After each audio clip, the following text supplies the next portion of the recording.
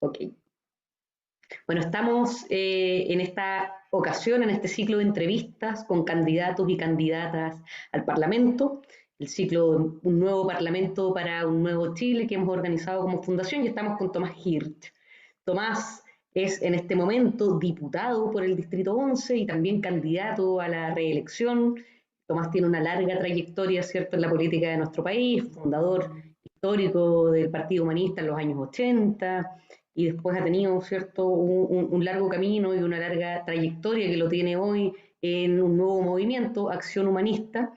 Y queremos conversar contigo, Tomás, y bueno, en primer lugar saludarte, agradecerte tu disposición a ser parte de este ciclo de entrevistas y preguntarte, pedirte, quizás para quienes no te conocen tanto, un breve recorrido, una breve reseña, ¿cierto?, de tu trayectoria política, de tu historia política, de su origen y de lo que estás ahora, cómo surge Acción Humanista, en qué están ahora, en qué está la tradición humanista en nuestro país. Bueno, en primer lugar, saludarte y agradecerte por esta invitación. Voy a tratar que sea breve, pero como ya se me ve en el pelo, han pasado varios años de vida política, así que no sé si va a resultar así en un minuto. Pero básicamente mi vida política comienza a los 15 años y comienza del mismo modo que para tantas y tantos, con la rebeldía y el deseo profundo de cambiar el mundo, de cambiar las cosas, de querer construir un mundo mejor. A los 15 años en Chile vivíamos una época de convulsión, de cambios profundos, era plena unidad popular, y yo miraba a mi alrededor y veía que había un proceso social increíble y al mismo tiempo una oposición enardecida, y eso me fue generando muchas preguntas, muchas dudas, y dos temas se fueron instalando en mi interior con mucha fuerza. Eh, el ver pobres, el ver mendigos, me chocaba mucho, recuerdo a los 15 años, y decía, ¿por qué tiene que haber gente que tiene que estar mendigando para vivir? Y el otro, bueno, y todo lo que eso implicaba. Y el otro tema que desde esa edad me chocaba muy fuerte era, yo vivía cerca del aeropuerto Cerrillo, entonces veía los aviones de guerra y no entendía por qué se gastaba tanto en estos tremendos aviones. Bueno, esos dos ejes fueron marcando la verdad toda mi vida. En ese momento empecé a buscar dónde participar y me encontraba con grupos que planteaban la transformación revolucionaria y me motivaban mucho, pero se olvidaban del individuo y su transformación personal. Y yo decía, bueno, pero ¿qué pasa con uno mismo? Y después me encontraba con otra gente que estaba en las búsquedas internas, en la cosa más espiritual, pero se olvidaban del mundo a su alrededor. Y así buscando me encontré con la propuesta siloísta que Ajá. planteaba la revolución simultánea, la transformación social y personal simultánea. Y eso me conquistó y tomé ese camino y es el que sigo hasta el día de hoy. Y hoy día sigue siendo eso lo que me motiva profundamente, la transformación social y personal simultánea y la lucha contra la pobreza y la lucha contra la violencia, el armamentismo y todo lo que eso implica. De algún modo, toda mi vida yo la puedo unir en torno a esa motivación inicial, a ese propósito que me impulsó. Pocos años después, en plena dictadura, fui uno de los fundadores del Partido Humanista, nosotros luchamos por la recuperación de la democracia y se nos hizo evidente que era importante formar un instrumento político, aparte de lo que ya estábamos realizando como movimiento social.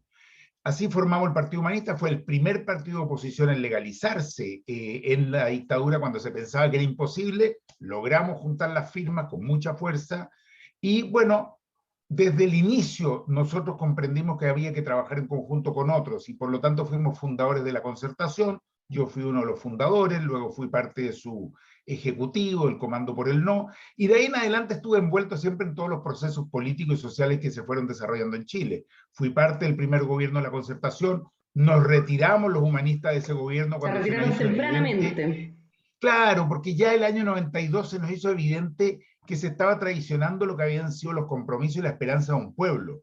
Y empezamos a denunciar cuestiones que hoy día están en boca de todos, pero que en ese momento sonaban muy raro. Denunciamos que veíamos ya corrupción, denunciamos que se estaba llegando a acuerdos, ¿no es cierto?, con la élite política y económica de la derecha para mantener los elementos fundamentales del modelo, y nos parecía inaceptable. Así que sí, rápidamente el año 92 nos fuimos concertación, dejamos los cargos de gobierno, yo era embajador de Chile, renuncié, y nos decían que estábamos locos, que cómo íbamos a dejar algo donde teníamos cargos y cosas. Ya habían algunos dentro de ese mundo que valoraban más tener cargos que los proyectos de transformación social. Así que de ahí en más fuimos fundando distintas coaliciones de izquierda, buscando siempre lo mismo que nos había movido desde el inicio, la construcción de una sociedad más justa. Fuimos fundadores del Junto Podemos Más, yo fui el candidato presidencial, luego tampoco eso prosperó, y bueno, el tiempo nos llevó luego a fundar junto a otras y otros el Frente Amplio. También nos salimos del Frente Amplio después de los acuerdos de noviembre del 2019, pero trabajamos muy bien en conjunto hasta el día de hoy, y formamos parte de Apruebo Dignidad, trabajando muy bien con el Frente Amplio, con el Partido Comunista, con otros movimientos independientes. Y bueno, mi motivación además era siempre que el humanismo aporte a un proyecto mayor, y desde ahí también construimos la Diputación, donde siempre queríamos volver a la comuna de Peñalolén y La Reina, que eran las que primero tuvieron una diputada humanista en todo el mundo, Laura Rodríguez. Claro, Así que Laura eso es lo que me Rodríguez. lleva a estar en ese distrito en particular. Perfecto, Tomás. Y cuéntanos un poco de Acción Humanista. ¿Qué pasó también recientemente? Ustedes dejan el Partido Humanista que habían fundado hace tantos años atrás, fundan este nuevo movimiento. Cuéntanos cómo fue que ocurrió eso. Creo que hay que entenderlo en un contexto mayor. Hay una crisis general de las instituciones, eso no es un secreto para nadie. Y no solo en Chile, sino en el mundo entero. Y hay una crisis también en la forma de hacer política, en la forma de organizarse políticamente, y eso es lo que ha ido generando una distancia muy fuerte de la ciudadanía, pero eso vale aquí y vale en Australia y vale en Sudáfrica y en Europa y en Estados Unidos. Es decir, es un fenómeno mundial de una nueva generación que busca otros modos de organización y participación. Y el Partido Humanista es parte de este mundo, también vivió esa crisis en su interior y de algún modo se fue distanciando de lo que habían sido sus principios fundamentales, de lo que había sido una cierta ética, un cierto modo de hacer las cosas, la valoración de la no violencia activa como principio rector, el no poner lo personal, sino que siempre lo colectivo, lo conjunto. Se fueron produciendo un distanciamientos muy grandes de los movimientos sociales con todo lo que significó el 18 de octubre. Y si bien tratamos de cambiar eso desde adentro, cosa que siempre hacemos nosotros, primero intentamos allí donde estamos, lo mismo fue válido para las coaliciones en las que participamos. Llegó un momento en que sentimos que, bueno, no podíamos, no se producían esos cambios, y ahí fue donde decidimos dar un paso al costado, que primero lo íbamos a dar unos pocos, y luego cuando se fue enterando otra gente, la verdad es que terminó siendo una salida muy masiva, sobre todo de todo el conjunto fundador del partido y de toda la nueva generación de jóvenes que se habían sumado del mundo universitario. Y ahí decidimos formar Acción Humanista para darle continuidad al proyecto humanista, porque muchas veces cuando la gente deja un partido es para integrarse a otro proyecto distinto, a otra concepción social, por llamarlo de algún modo, a otra concepción doctrinaria. En nuestro caso no, lo que tomamos fue justamente la resolución de poder profundizar en el proyecto humanista y en su aporte a un colectivo más amplio. Perfecto, Tomás. Muchas gracias. Te queríamos preguntar ahora, ¿cómo estás viendo el momento actual en Chile? Pensemos desde la revuelta popular en adelante. ¿Y cómo estás mirando lo que está ocurriendo con la sociedad, pero también al interior de esa sociedad con las izquierdas? Tú has sido parte, como has mencionado, de varios conglomerados, de varios intentos de conformar una izquierda por fuera de la concertación, y esos proyectos tuvieron distintas suertes a lo largo de los 90, los años 2000, y en el momento en que estamos ahora hay una izquierda que ha emergido con bastante fuerza, que tiene posibilidades de ser gobierno. ¿Cómo estás mirando ese proceso? ¿Cómo está la sociedad chilena a partir del estallido? ¿Cómo está la izquierda, el Frente Amplio, Apruebo Dignidad? También los sectores del pueblo que se han organizado por fuera de las izquierdas tradicionales. Tenemos el intento que fue la lista del pueblo, la candidatura de Fabiola Campillay, por ejemplo. ¿Cómo estás mirando todo este conjunto de acontecimientos y procesos? La pregunta es amplia y el momento es complejo. El momento es complejo porque tiene elementos contradictorios entre sí, aspectos que pudieran parecer empujar las cosas en una dirección o en otra. Desde ese punto de vista, en primer lugar, yo lo definiría como un recodo del río, es decir, esos momentos en que las cosas pueden cambiar de rumbo en una dirección o en otra. Y está todo abierto, está todas las posibilidades abiertas. Hay otros momentos en que los ríos avanzan por un llano y nada cambia y no puede esperar nada tampoco y no hay ninguna sorpresa. Hay décadas en la historia humana que han tenido esa característica. Y hay otros momentos en que en corto tiempo se pueden redefinir una enormidad de cosas en el espacio político, económico, social, cultural, étnico, religioso, generacional. Bueno, ese es este momento. Alguien lo ha definido históricamente como un momento en que lo viejo no termina de morir, ¿no es cierto? Y lo nuevo no termina de nacer. Corresponde más o menos a lo mismo que estoy diciendo. Sin duda que es un momento muy posibilitario, porque de algún modo finalmente se logra plasmar en hechos algo por lo que se ha venido luchando desde hace mucho tiempo. Esto no comenzó el 18 de octubre, de ninguna manera, y eso me parece que es algo fundamental entender. Este es un proceso que se viene arrastrando con distintos actores, con distintos momentos, al menos desde los últimos años de la dictadura, desde la confrontación entre, en la medida de lo posible, y la necesidad de generar transformaciones al modelo heredado de la dictadura, entre lo que significaba dentro del mundo de la concertación la mantención, ¿no es cierto?, del modelo neoliberal y los sectores que poco a poco fuimos tomando fuerza, pero éramos todavía minoría y éramos muy descalificados, que planteábamos la necesidad de la construcción de un modelo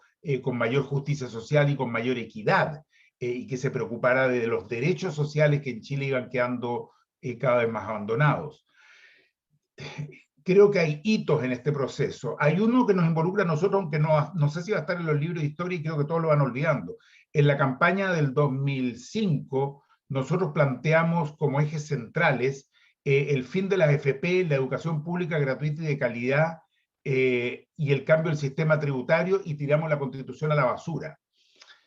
Eso va quedando después en el olvido y no importa, no es eso lo relevante, pero de ahí surge el movimiento de los pingüinos del 2006, pocos meses después de esa elección, en la cual ya sale esa nueva generación con mucha fuerza a manifestar, mire, no va más de esto, no va más, en definitiva esto requiere un cambio, pero salen apoyados por sus padres, todavía por una reivindicación económica, yo ahí no me confundo, esos padres que empiezan a tener que pagar, ¿no es cierto?, se dan cuenta que le llegan las cuentas de la universidad, de esa generación que tanto enorgullecía al presidente Lagos, que había llegado a la universidad, pero que en realidad se había endeudado y le había significado un negocio espectacular a los bancos con el CAE. Bueno, cuando los padres empiezan a pagar, se dan cuenta que en realidad aquí hay una estafa, porque el hijo tiene título, pero no tiene pega.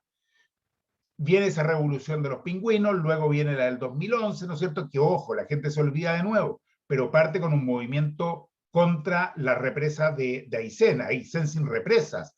No parte con el tema estudiantil de acá. En enero tuvimos esa marcha, nosotros fuimos uno de los impulsores, y luego va engranando con todo el proceso social.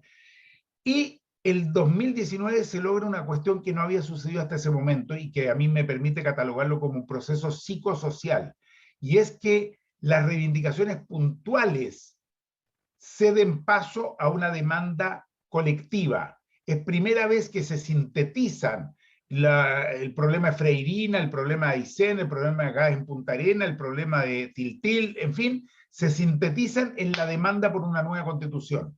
El 2005, cuando planteábamos nueva constitución, la gente nos miraba y nos decía qué buena idea, pero no se movilizaba nadie. No movilizaba 2 personas en una marcha. Algo pasa el 2019 que de algún modo sintetiza muy bien, y al mismo tiempo se produce un segundo fenómeno que me parece muy relevante hasta el día de hoy, y es que es una movilización que tiene símbolos, pero no personas de carne y hueso que la simbolizan. En el 2011 habían surgido 10, 15 o 20 liderazgos personales, con nombre y apellido, Camila Vallejo, Gabriel Borgi, tantos más. El 2019 no. El 2019 está el Matapaco, está la Plaza de la Dignidad, está el derecho a vivir en paz, en fin, pero no está la nueva constitución. Y de ahí se abre todo un proceso sobre el cual uno puede tener discusiones. Yo no firmé el acuerdo del 15 de noviembre, tuve profundos desacuerdos, pero más allá de la opinión que tengamos de uno u otro acontecimiento, claramente llegamos a este momento actual en el cual, y perdona la larga introducción, pero llegamos al momento actual en la cual se lo caracteriza por una suerte de decisión colectiva de cambio estructural del modelo económico, político, social de nuestro país. Yo diría que eso es lo que caracteriza el momento actual. Una decisión colectiva mayoritaria de la necesidad de cambios profundos y estructurales. Terminar con la AFP, cambiar el sistema de salud, que la educación vuelva a ser un derecho, que el tema medioambiental esté priorizado, recuperar el agua, que el mar no siga siendo el resultado de una ley corrupta, que Chile sea pluricultural y plurinacional con los pueblos originarios. Son temas que de algún modo logran finalmente instalarse en el sentido común, es decir, hay una guerra cultural que finalmente se gana, ¿no es cierto?, tomando un poco la idea gramsciana. Entonces, pero muy significativo estar viéndolo, estar viviéndolo, porque efectivamente pasa eso. Lo que se planteaba en otras épocas no resonaba del mismo modo que hoy día cuando ya se ha instalado como parte del sentido común. Insisto, no es que no se planteara en otras épocas. Gladys Marín lo planteó cuando fue candidata, yo lo planteé cuando fui candidato y muchas otras y otros, y no solo candidatos, por supuesto. Es muy interesante ver hoy día que finalmente encarna como sentido común y a nadie le cabe duda que hay que terminar con la AFP, que hay que cambiar el sistema de salud y todo lo otro que te he mencionado. Entonces, eso se traduce luego de distintas maneras. La lista del pueblo es una expresión de eso. Miren, no le creemos nada a los que vienen en este proceso de hace tiempo, no le creemos nada a los políticos, a la estructura, a las instituciones, vamos a alargar esta cosa como algo nuevo. Bueno, después viene todo lo que se descubre como un fracaso de esa institucionalidad que pretenden darse, pero no el sentimiento que lo anida y que lo impulsa. La candidatura de Gabriel Boric, con todo lo que estamos construyendo en Apruebo Dignidad, creo que es otra expresión de esto. El fracaso total y absoluto de las derechas, la forma en que han ido emergiendo toda la corrupción en todas las instituciones que te puedas llegar a imaginar, porque ya no queda ninguna libre de escándalos. Son todas expresiones, creo yo, no es que antes no hubiera esa corrupción o que no se conociera, pero no tenía la fuerza de certeza en el colectivo de la ciudadanía de que eso es así, y por lo tanto el profundo rechazo que produce y que puede estar permanentemente en todos los medios. Entonces, este conjunto de elementos creo yo que genera una condición muy, muy interesante, pero no garantizada de poder avanzar en una dirección de cambios más estructurales. Por cierto que hay sectores que van a hacer todo lo posible, todo lo necesario, todo lo que esté a su alcance para impedir estos cambios, pero a su vez son sectores que están muy debilitados. Y lo caracterizo en uno, del que curiosamente ya ni se habla por lo mismo, la Iglesia. Hoy día estamos avanzando en ley de aborto, estamos avanzando en matrimonio igualitario, estamos avanzando en una cantidad de temas, y si te fijas, esa institución que estaba en la portada de los diarios dictaminando lo que había que hacer y no había que hacer hasta hace 6, 7 años, hoy día brilla por su ausencia, pero es una alegoría de lo que pasa en general con la vieja institucionalidad que está muriendo. Tomás, entremos un poquito más a fondo en el tema de las izquierdas. ¿Cómo estás viendo las posibilidades de articulación y de la, digamos, como creación de una izquierda transformadora para el Chile, para el nuevo Chile, para el Chile del siglo XXI, en la actualidad, con los grupos que componen Apruebo Dignidad, pero también con los sectores que están fuera de Apruebo Dignidad y que forman parte de este pueblo que se levantó y que quiere participación política y que quiere, digamos, también que se construye en oposición y a veces en contra a las izquierdas existentes a las que pertenecemos. ¿Cómo estás viendo esas posibilidades de articulación? También los riesgos que hay. Tú fuiste parte de los orígenes, ¿cierto?, de la concertación, salieron de ahí como Partido Humanista. ¿Cómo ves también Apruebo Dignidad, ¿cierto?, con sus posibilidades, también con sus posibles peligros, a partir de tu experiencia en la política? A la izquierda siempre nos ha costado mucho unirnos, converger. Yo creo que se produce una paradoja rara. Tenemos una convergencia de ideales, de sueños, de motivaciones profundas, pero a la hora de actuar siempre nos ha costado muchísimo y hay una tendencia muy grande a la fragmentación, pero también a la dispersión. Eh, yo he visto lamentablemente, y esto desde hace ya 30, 40 años, una tendencia increíble a la discusión de si en el comunicado hay que poner con el pueblo, por el pueblo, junto al pueblo, para el pueblo, desde el pueblo, y la verdad es que al pueblo eso le importa un pepino, no le interesa. Y podemos pasarnos semanas discutiendo esa frase del comunicado en vez de estar preocupados de estar luchando juntos al pueblo, o como lo queramos poner, o de escuchar al pueblo, o de generar los espacios. Es decir, hay una tendencia a la diferenciación de la puntualidad de cada uno, que ha hecho muy difícil el trabajo conjunto, aún compartiendo muchas veces, insisto, diagnósticos y proyectos. Hay una dificultad en el trabajo en equipo. Y por eso es que hemos intentado tantas veces, en el caso nuestro, bueno, con la concertación de centro-izquierda, después con el Juntos Podemos, que te mencionaba antes, después con el Frente Amplio, ahora estamos con el Apruebo Dignidad, y yo creo que la insistencia tiene que ver con la comprensión que tenemos todas y todos en este mundo de que nadie puede producir las transformaciones solo, pero al mismo tiempo se nos hace cuesta arriba el trabajo colectivo y dejar de lado la propia particularidad por sobre el proyecto. Eso es una dificultad que tenemos y es una amenaza, por llamarlo de humo, que está presente y creo que es bueno tenerla en cuenta, porque si la tenemos en cuenta podemos también estar atentos a que no nos atrape y que podamos seguir avanzando juntos. Yo creo que hoy día hay mejores condiciones. Yo, por la debilidad del que está al otro lado, por la fortaleza de quienes estamos acá, porque hemos sido capaces de construir un proyecto que incorpora los partidos o movimientos con un proceso histórico largo con estos partidos y movimientos que han surgido durante la última década.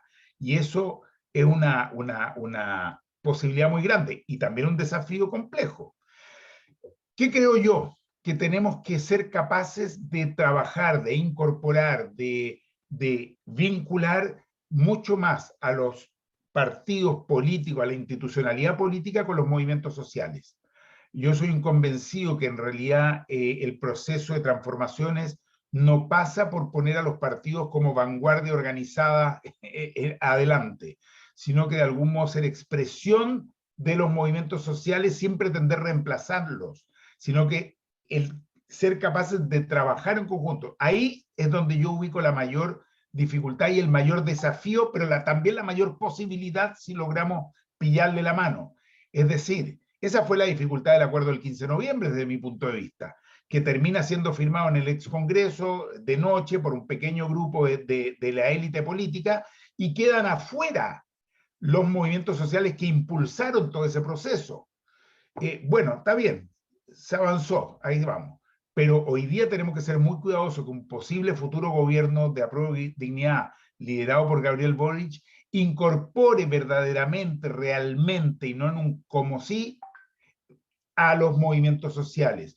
Tema que no es fácil, por cierto que no es fácil, porque también son muy diversos, también tienen sus propios intereses corporativos, pero me parece que ahí hay una tarea que es fundamental.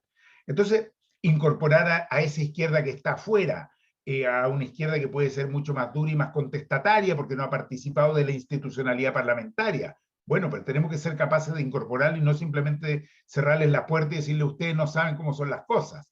Entonces, tenemos ahí esa tarea importante. Creo que tenemos que ser capaces de trabajar con sectores tal vez más, ¿cómo llamarlo?, moderados, que se han de algún modo asentado más en el modelo dentro del mundo del Partido Socialista y ese mundo, pero sin que eso signifique soltar, desentendernos de las reivindicaciones fundamentales por las cuales nos hemos configurado y por las cuales nos hemos comprometido a trabajar. Entonces, hay que buscar ese equilibrio que sea capaz de incorporar de forma más amplia a los distintos mundos que compone la izquierda y sobre todo, insisto, a esa izquierda social, a esa izquierda que forma parte del movimiento social, territorial, o de las reivindicaciones más específicas, y que no son solamente estructuras orgánicas políticas. Muchas gracias, Tomás. Y la última pregunta, ya nos queda poquito tiempo, así que te preguntamos por este nuevo ciclo parlamentario.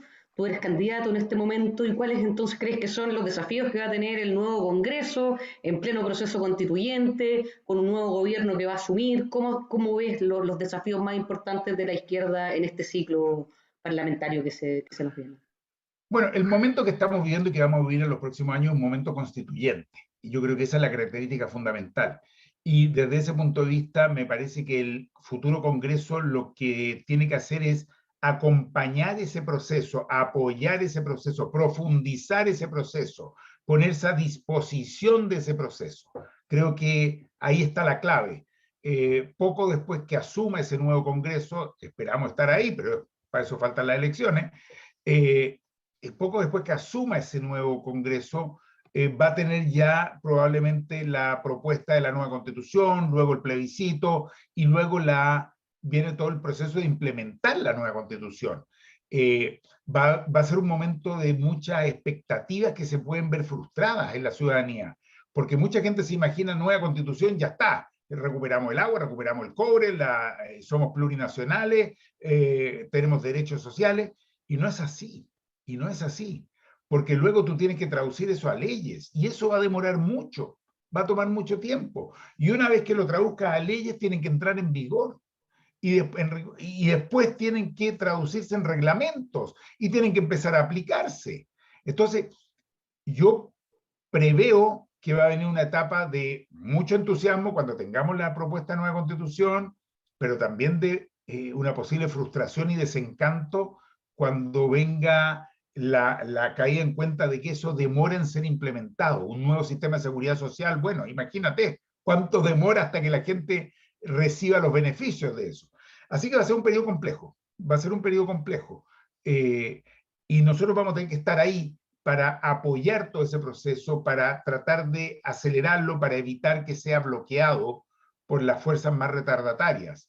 Y yo espero que como Apruebo Dignidad tengamos una presencia importante en el nuevo Congreso. Ojalá, hay algunos estudios que muestran que es posible, tengamos un tercio de la Cámara de Diputadas y Diputados, decía alrededor de 50, 52, y una presencia más importante en el Senado, donde hoy día tenemos solamente un senador. Entonces, y creo que eso es posible. Entonces, también la correlación de fuerzas va a cambiar. Va a ser importante apoyar desde ahí también al nuevo gobierno, no solamente el proceso constitucional, sino que al gobierno. Esperamos ser gobierno y con todo lo que eso implica, yo creo que no nos podemos convertir en una bancada o en un congreso obsecuente con ese gobierno, que le apruebe todo, que le firme todo, porque eso es lo que hemos criticado justamente siendo oposición. Entonces va a ser muy importante la coherencia de nuestro actuar como un actuar que sigue siendo empujando los límites para que Chile avance en esa dirección de cambio. Creo en definitiva que puede ser un periodo fascinante, esa es la verdad. Creo que puede ser un periodo muy, muy, muy interesante, muy lindo, con un Congreso que se vincule verdaderamente con la comunidad, con la sociedad, con los territorios. No sé, la verdad es que lo veo con una gran esperanza de un cambio muy, muy profundo, no solo en la estructura constitucional, sino en el modo de relacionarnos con el colectivo de la sociedad. Bueno, muchísimas gracias Tomás por esta conversación, por aceptar esta invitación de nuestra fundación. Te deseamos muchísima suerte en esta campaña, en la elección. Y nada, nos despedimos con un fuerte abrazo y muchísimas gracias por esta conversación. Muchas gracias a ti por la conversación, por las preguntas muy, muy buenas, muy completas y por la posibilidad de desarrollar un poco algunas ideas. Así que gracias. Muchas gracias.